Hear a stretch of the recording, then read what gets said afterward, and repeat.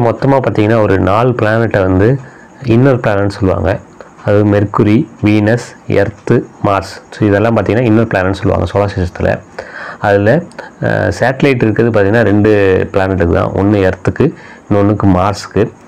எர்த்துக்கு வந்து 3 வந்து சேட்டலைட்டு. அதுமாரி மார்ஸுக்கு பார்த்திங்கன்னா பொய்போஸ் டெய்மோஸ்னு ஒரு சேட்டலைட் இருக்குது. ஸோ மார்ஸில் இன்னொன்று பார்த்திங்கன்னா ரொம்ப ஃபேமஸ் வந்து மான்ஸ் ஒலிம்பஸ்ன்னு சொல்லி ஒரு வல்கனோஸ் இருக்குது. ஸோ அதுதான் பார்த்திங்கன்னா வல்கனோவும் பார்க்கலாம், அதேமாதிரி மவுண்டனையும் பார்க்கலாம். அது வந்து சோலார் சிஸ்டத்துலேயே இருக்கிறதே பெரிய mountain as well as volcanoes.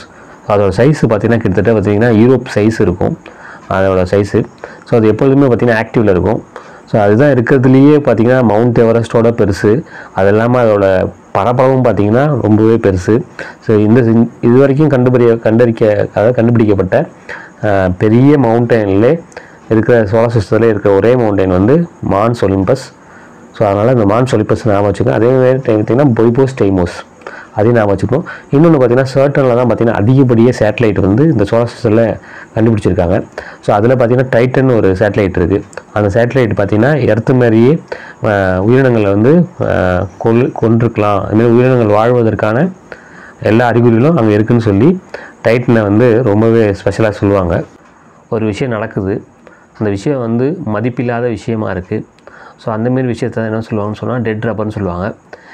Example பார்த்திங்கன்னா இந்தியா வந்து ஒரு டோர்னமெண்ட் நடக்குது. ஆல்ரெடி வந்து செமிஃபைனலுக்கோ இல்லை ஃபைனலுக்கோ குவாலிஃபை ஆகிடுச்சு. அதுக்கப்புறமும் பார்த்திங்கன்னா ஒரு மேட்ச் விளையாடுதுன்னு வச்சுக்கலாம். அதாவது செமிஃபைனலுக்கோ இல்லை செமிஃபைனலுக்கு முந்த மேட்ச்சோ விளையாடுதுன்னு வச்சுங்களேன். அது குவாலிஃபை ஆகிடும் முன்னாடியே. அதுக்கப்புறம் ஒரு லாஸ்ட்டு மேட்ச்சும் நடத்தும், யார் கூடயாவது மோதுவாங்க. அந்தமாரி மோதுகிற மேட்ச்சை தான் டெட் ரப்பர்னு சொல்லுவாங்க. அது டெட் ரப்பர்ன்றது nothing but importantless matter. So ஏற்கனவே ரப்பர் போர்டுன்னு ஒன்று இருக்குது. ஸோ வேர்ல்டில் பார்த்திங்கன்னா அதிகமாக ரப்பரை ப்ரொடியூஸ் பண்ணுறது இந்தோனேஷியா, மலேசியா தான். ஸோ அதாவது ரப்பர் போர்டு நம்மளுக்கு இந்தியாவில் ஒன்று இருக்குது. ஸோ இருக்குதுன்னு சொன்னால் அது கேரளாவில் இருக்குது. காரணம் என்னென்னா அங்கே தான் வந்து ரப்பர் வந்து அதிகமாக ப்ரொடியூஸ் பண்ணுறாங்க. ரப்பர் போர்டோட ஹெட் குவார்ட்டர்ஸ் பார்த்திங்கன்னா கோட்டயத்தில். மார்ச் 3 பார்த்திங்கன்னா வேர்ல்டு வைல்ட் லைஃப் டே.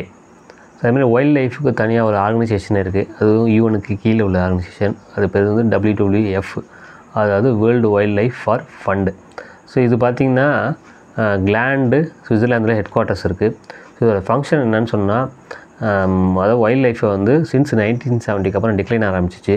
அது வைல்ட் லைஃப்பை வந்து கொஞ்சம் கொஞ்சமாக அழியிறதை வந்து தவிர்க்கிறதுக்கான ஒரு ஆர்கனைசேஷன். ஸோ இதோட ஐக்கான் பார்த்திங்கன்னா பாண்டா இருக்கும். ஸோ இந்த பாண்டா வந்து சைனாவில் அதிகமாக இருக்குது. ஸோ நம்ம இந்தியாவில் பார்த்திங்கன்னா சிக்கிமில் வந்து பாண்டா அதிகமாக இருக்குது. ஸோ இந்த பாண்டா வந்து அதிகமாக சாப்பிட்றது பார்த்திங்கன்னா பேம்பு, அதான் மூங்கில் சாப்பிடும். பேம்பு அதிகமாக ப்ரொடியூஸ் பண்ணுற ஸ்டேட்ஸ் பார்த்திங்கன்னா நார்த் ஈஸ்டர்ன் ஸ்டேட்ஸு. பேம்பு தன்னோட சைஸுக்கு மீறி அதிகமான ஆக்சிஜனை ப்ரொடியூஸ் பண்ணும். So bamboo is the large oxygen producer plant.